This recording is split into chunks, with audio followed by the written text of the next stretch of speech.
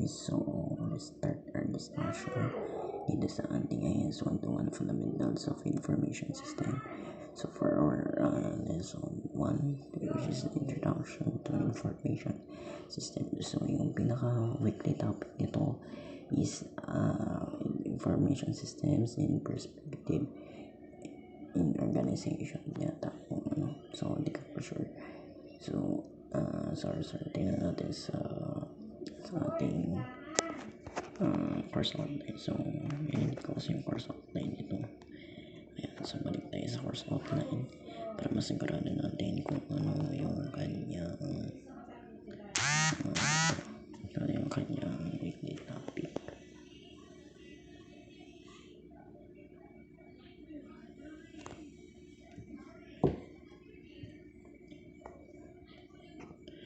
So ito siya, week 1, Information Systems in Perspectives. So lesson 1 natin is Introduction to Information Systems in Organizations. So yan, balik tayo sa kabila. So yan, buksan natin. So let's discuss ang ating lesson 1. So the objectives natin is distinguish data from information and knowledge, describe the characteristics of quality data, identify the fundamental components of an information system, and describe their function. So in information is one of the organization's most valuable resources. Information is not the same thing as data, and knowledge is different from both data and information. And then this will be the concepts that will explain sa data. Ito yung mga raw facts.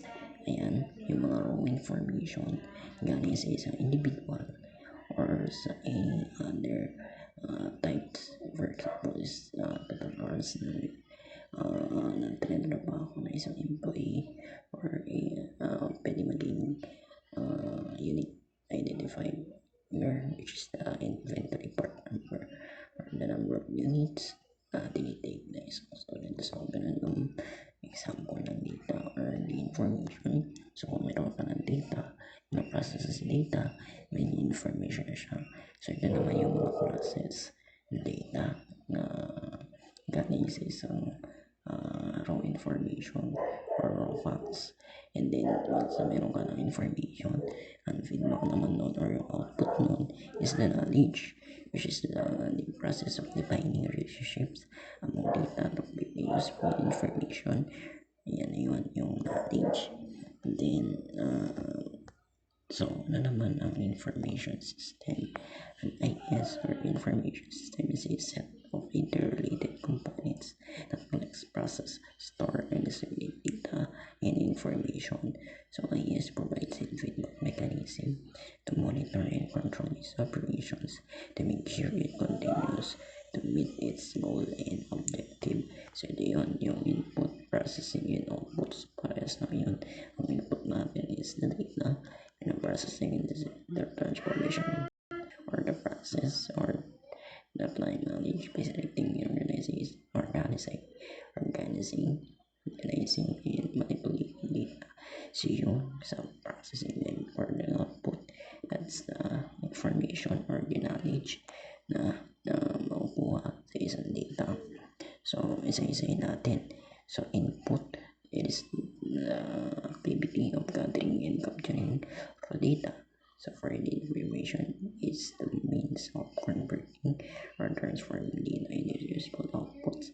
And for the output naman, it involves produce useful information, usually in the form of documents and reports. So then for the feedback, is the information from the system that is used to make changes to input or processing activities.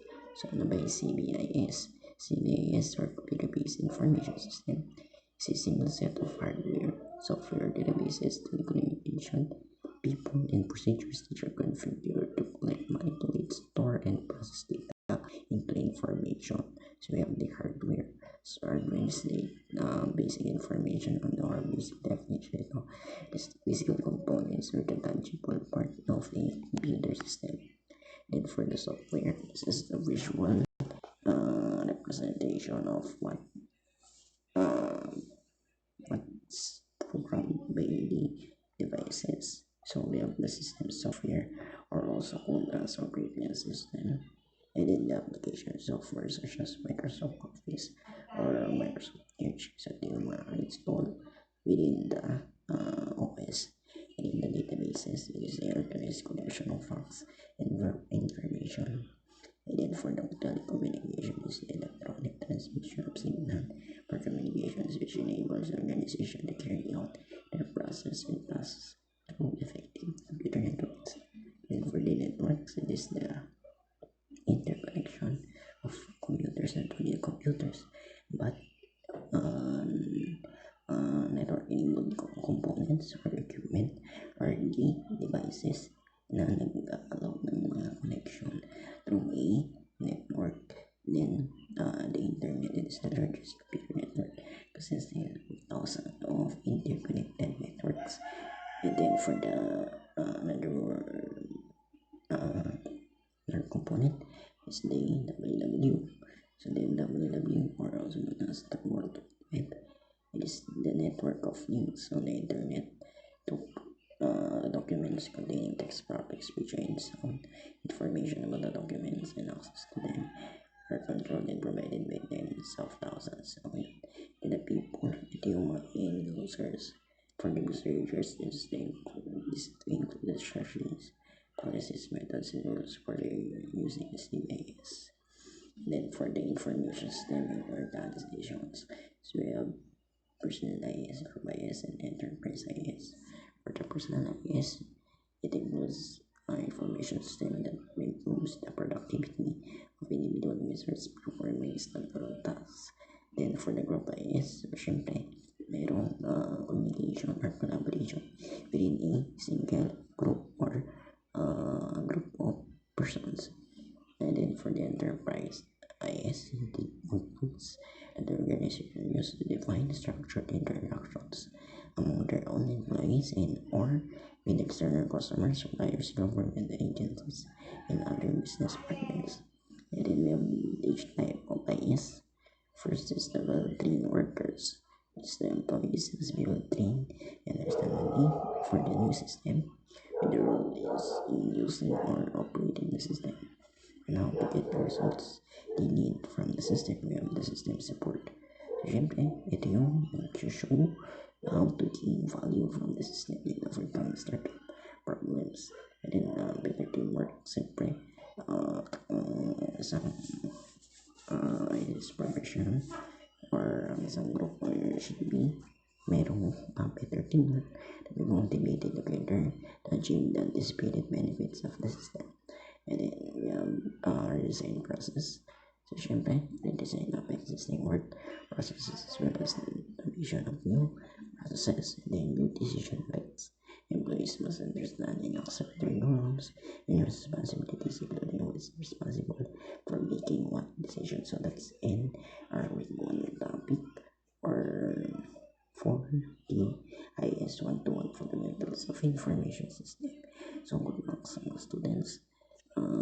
Ito meron tayo ng long quiz, or syempre dito magkakaroon ng long quiz dito before we proceed to week 2. Okay, lang guys, and thanks for watching.